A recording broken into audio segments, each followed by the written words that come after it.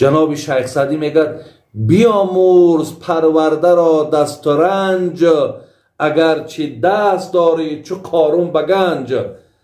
اگر همین قدر مال داری، همین قدر پول داری، همین قدر ثروت زیاد جمع کرده، ولی بازم همین چیکار کن؟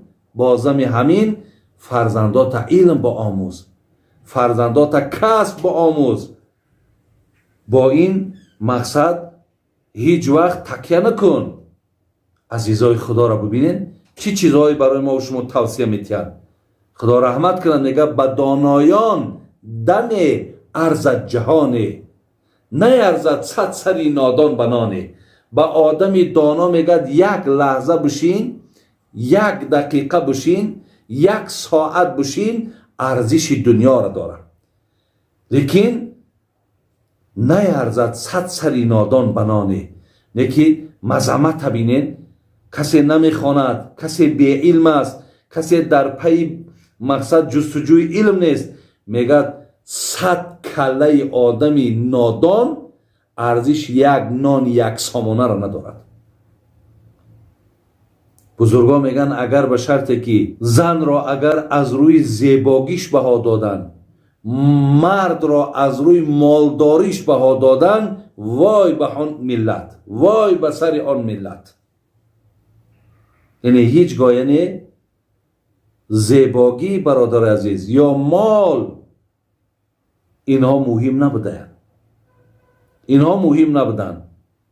خدا رحمت کنه شیخ سعدی را میگفت زنی خوشمنش خواه نه روی خوب، که آمیزگاری بپوشد عیوب. اگر زن برادرای عزیز، زن اگر به شرط خوش اخلاق باشد، ولی امروز من توصیه میتونم برادرها دادرها را که زنی با سواد بگیرین، زنی با علم بگیرین. شما میدونین که چقدر در زندگی شما را یاردم میکنه. حتی همین زن اگر بی سواد باشد، در زندگی تو بسیار عذاب میکشی، در زندگی بسیار مشکلات. یک طرف کار، یک طرف تامین زندگی، یک طرف دیگه با تربیت فرزندا.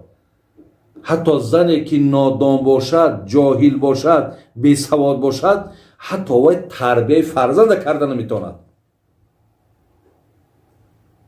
بر همین شیخ سعدی را بین خدا رحمت کند، میگه زیباگیش نگاه نکن، همین دانش دارد، فهمیش دارد،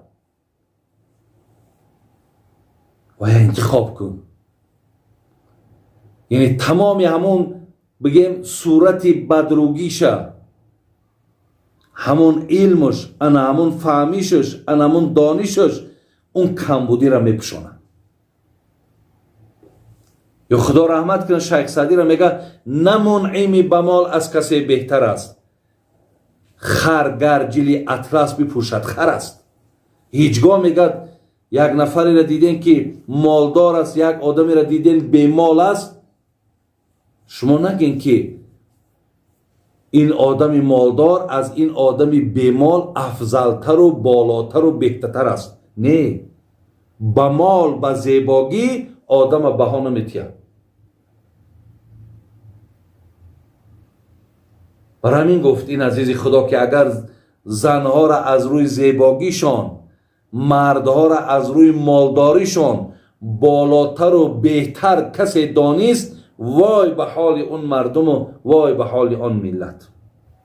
در آیت‌های قرآنم با پیامبر نازنین منم اشاره کرد. اعوذ بالله من الشیطان الرجیم در سوره مبارکه طه، انا آیت 114، اعوذ بالله من الشیطان الرجیم و قل رب زدنی علما. ای محمد، وقتی از من خواهی شد، چیز پیدا شد، یعنی چیزی از من خواهی، الله میگه من بر تو فرمایشم این است که از من فقط علم بخواه. برای همین پیامبر اللهم اینی اسألک علما نافعا گفت، خدای برای من علم نافع نصیب بگردان. پیامبر نازنین میگه وقتی بینید که نفر دسترخوانش هیچی ندارد، وای فقیر نیست، وای کمبغل نیست، لیکن دیدین که وای علم ندارد، وای فقیر است.